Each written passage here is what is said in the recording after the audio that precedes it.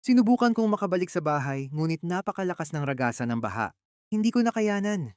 Nung tumila ang ulan, sinubukan kong muli. Bahala na. Tumakbo ako. Nanginginig buong katawan.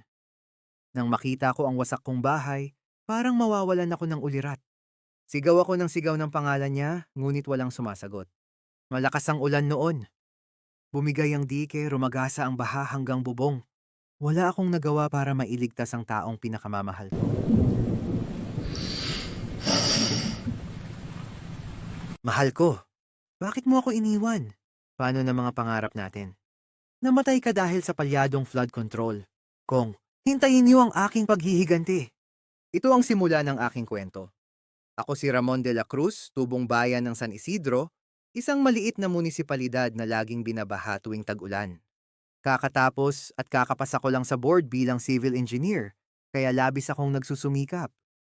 Sa awa ng Diyos, nakapasok naman ako sa isang magandang construction company. Simple lang ang buhay ko noon. May simpleng mga pangarap kasama ang aking asawa, si Joanna. Siya ang ilaw ng buhay ko. Masayahin, maalaga, at may pangarap din para sa aming bayan. Lagi niyang sinasabi, Mon, darating ang araw gaganda rin ang San Isidro. Wala nang iiyak tuwing bumabaha. Pero ang pangarap niyang iyon, natapos sa isang gabi ng uno. 15 taon ang nakakaraan, bumuhos ang ulan ng walang tigil. Sabi ng mga tao, hindi naman babaha, may bagong flood control project si Congressman. Iyon ang proyekto ng nooy kongresista na si Peter Vergara. Ipinagmamalaki niyang matibay daw ang mga dike at kanal. Pero nang dumating ang hapon, biglang bumigay ang pader ng dike. Ang tubig parang halimaw na sumalakay. Sa loob ng ilang minuto, nalunod ang buong barangay. Nasa labas ako noon tumutulong sa matandang kapitbahay. Si Joanna naiwan sa bahay, 5 buwang buntis. Biglang dumating ang rumaragasang tubig. Pinilit kong makabalik sa bahay, nilabanan ng lakas at bilis ng daloy ng baha. Pagbalik ko, tubig na lang ang bumungad sa akin. Ang bubong namin, tinangay ng baha. Sigaw ako ng sigaw ng pangalan niya. Walang sumasagot. Nakita ko ang bangkay ni Joanna mga ilang metro mula sa aming bahay. Wala nang buhay. Doon bumagsak ang mundo ko. Sa mga sumunod na buwan, halos mabaliw ako. Isang galit ang nagliyab sa dibdib ko. Galit hindi sa Diyos, kundi sa mga taong nagpabaya. Nalaman ko mula sa isang engineer na substandard pala ang ginamit na materyales sa flood control project ni Congressman Vergara. Yung perang dapat para sa semento, napunta raw sa bulsa ng mga politiko. Sinubukan kong lumapit sa media, pero tinakot ako ng mga tao ni Vergara. Sabi pa nila, huwag mong sirain ang pangalan ng tao. Hindi mo namang kayang kalabanin yan. At doon ko sinabi sa sarili ko, darating ang araw, lalabanan kita. Weekends, holidays, overtimes, pinapasukan ko. Sa bawat haligi at semento na itinayo ko, parang itinayo ko rin ang pangarap kong makuha ang hustisya para kay Joanna. Hanggang napabilib ko ang may-ari ng kumpanya na foreigner at gawin akong project manager at kalaunan pinahawakan ng mga proyekto sa abroad. 15 taon nang nakalipas pagkatapos ng sakuna, may sarili na akong construction firm. Sa bawat proyektong aking natatapos, nagpapagawa ako ng libreng silid-aralan sa aking probinsya. Ito ang aking naging misyon sa buhay dahil ayaw kong maging mangmang ang aking mga kababayan, lalo na sa pagboto ng taong manunungkulan sa gobyerno. Naging advocacy ako rin ng pangangalaga sa kalikasan. Lumaban ako sa mga illegal loggers, pagtatayo ng mga subdivision sa kabundukan, at walang humpay na pagmimina ng dolomite sa lugar namin. Naisip ko, kung magpapatuloy ang ganitong kalakaran, maraming Joanna ang mamamatay ng dahil sa kapabayaan at kasakiman ng mga nanunungkulan at ng ilang mayayaman. Para sa ikakayaman ng iilan, nasasakripisyo ang mahihirap nating kababayan. Noon ko rin nakilala si Mang Ernesto, dating civil engineer ng DPWH. Siya ang nagsabi ng totoo. May dokumento na nagpapatunay na pinagkakitaan ni Congressman Vergara ang proyekto ng flood control. Peke ang mga permit at hindi nasuri ng maayos ang istruktura. Tinulungan niya akong kumuha ng kopya. Pero bago pa namin mailabas ang lahat, bigla siyang naaksidente.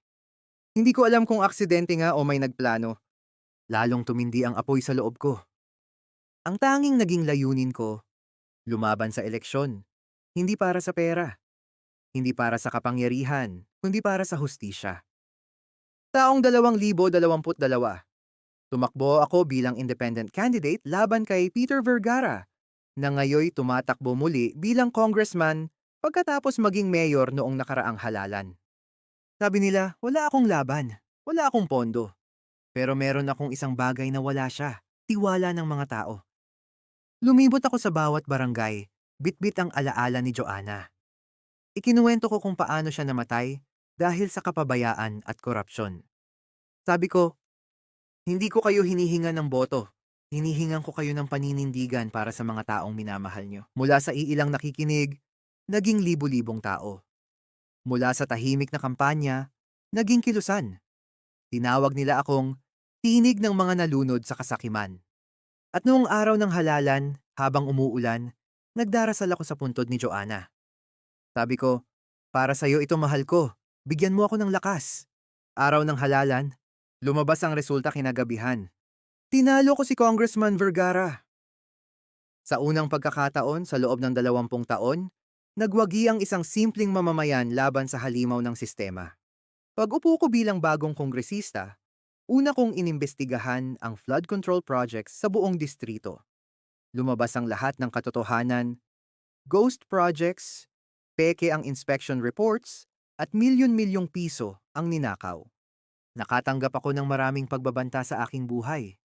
May ilang pagkakataong may sumusunod sa aking kotseng sinasakyan.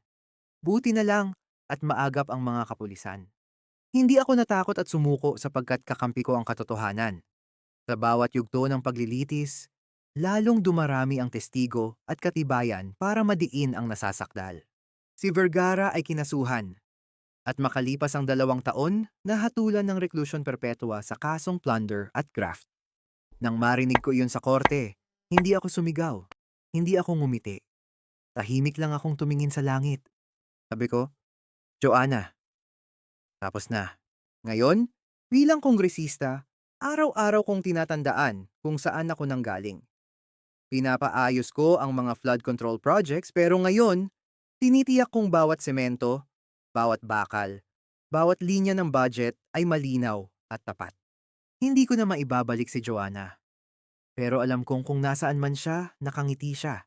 Dahil sa wakas, ang bayan naming minsang nilamon ng baha ay muling bumangon.